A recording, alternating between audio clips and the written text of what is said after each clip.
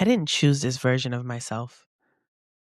I was trained into it, trained to anticipate, trained to carry, trained to make sure everyone else was okay before I ever checked in with myself. And for a long time, I thought that's what made me a good person. But nobody ever told me you could be a good person and still abandon yourself. Let's get into it.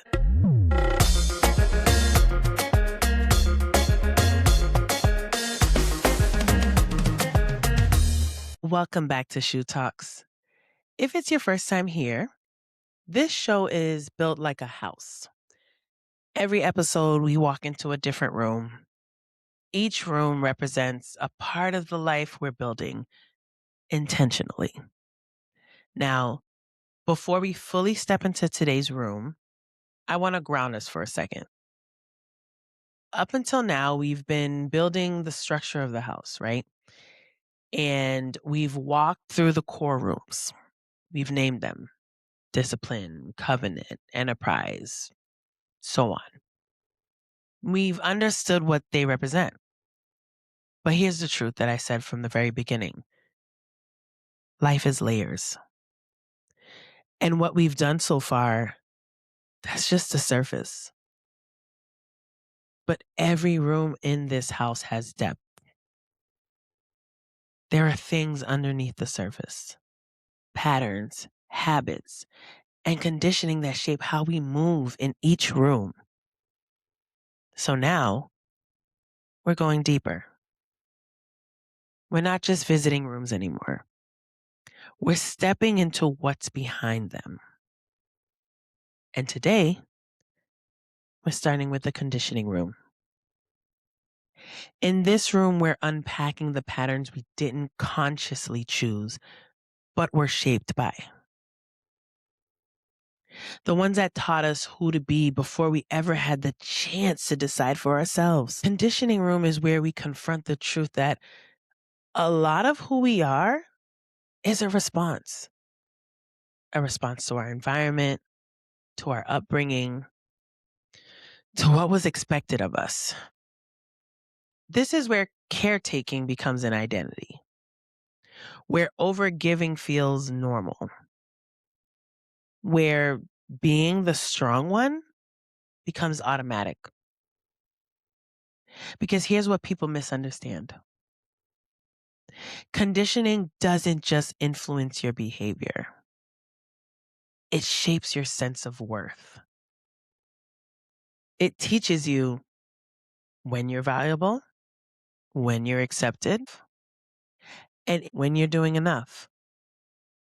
And if you were conditioned to believe that your value comes from taking care of everyone else, then choosing yourself will always feel wrong, even when it's right. I was raised in a way where being aware of everyone else's needs wasn't optional. And it's funny. So I watched this show called Traders with my husband, and one of the I almost said characters, but one of the people in the show, it's a reality show, it's a competition. He talked about how immigrant families or immigrant children, even second generation, we're raised to care for everyone else in our families, to put others' feelings first.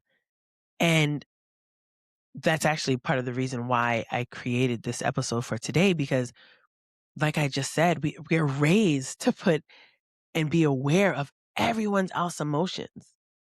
Like you didn't have an option. You had to think. You didn't have your own emotion. Your emotion was tied into everybody else's emotion, or it depended on everybody else's emotion. I learned to read energy before words were even spoken.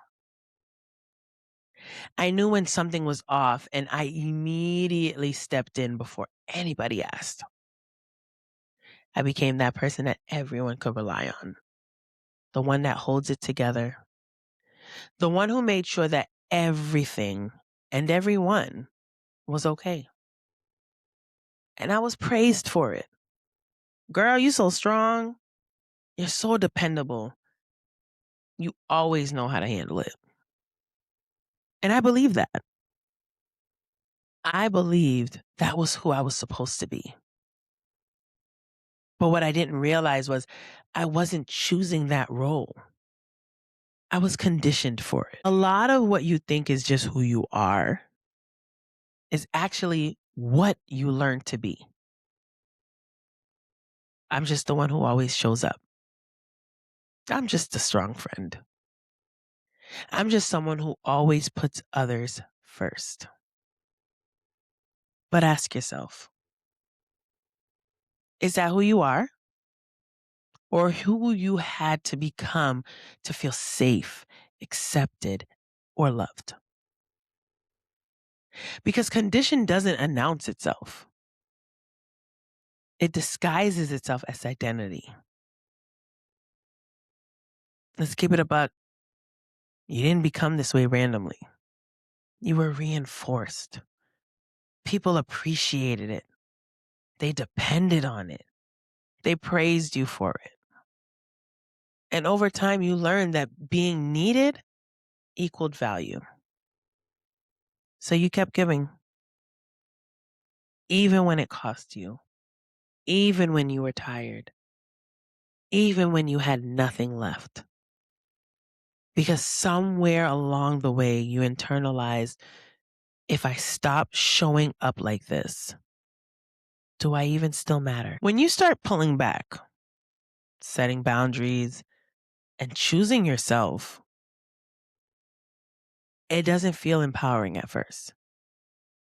It actually feels uncomfortable, unfamiliar, sometimes even wrong.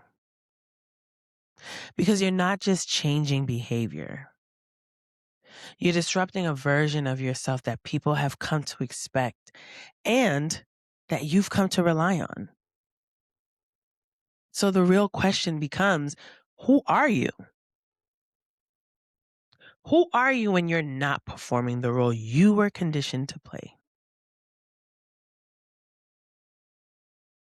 There was a moment where I was completely drained. And I still said yes. I still showed up. I still carried what wasn't mine to carry. And I remember thinking, why does nobody check on me the way that I check on them? But the truth hit me hard. I never showed them that version of me. I showed strength. I showed reliability. I showed that I can handle everything. So when I needed support, they didn't know how to show up for me because I never showed them that I needed it. That moment shifted my mindset. It shifted something in me. I realized I wasn't just tired. I was conditioned to ignore myself. Let's sit with this. Where in your life are you operating from conditioning instead of choice? What role have you been playing for so long that it feels like your identity? And if you stopped showing up that way, who would you be? Be honest. That's where the work starts. This is what breaking conditioning looks like.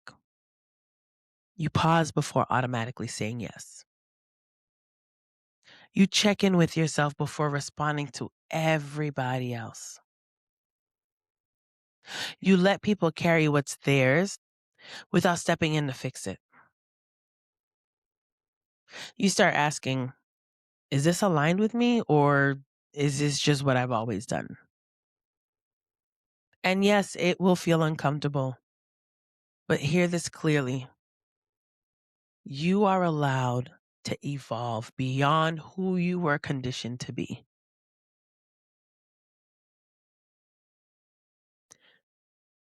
The conditioning room is not about blame. It's not. It's about awareness. It's about recognizing that the version of you that was built for survival is not the only version that gets to exist. You get to be supportive without overextending. You get to be strong without carrying everything. And you get to choose yourself without losing who you are. In fact, that might be the first time you truly meet yourself. If this episode spoke to you, take a moment and sit with it. Share it with someone who might need it. And if you're not already, follow Shou Talks so you don't miss out on the next room in this house.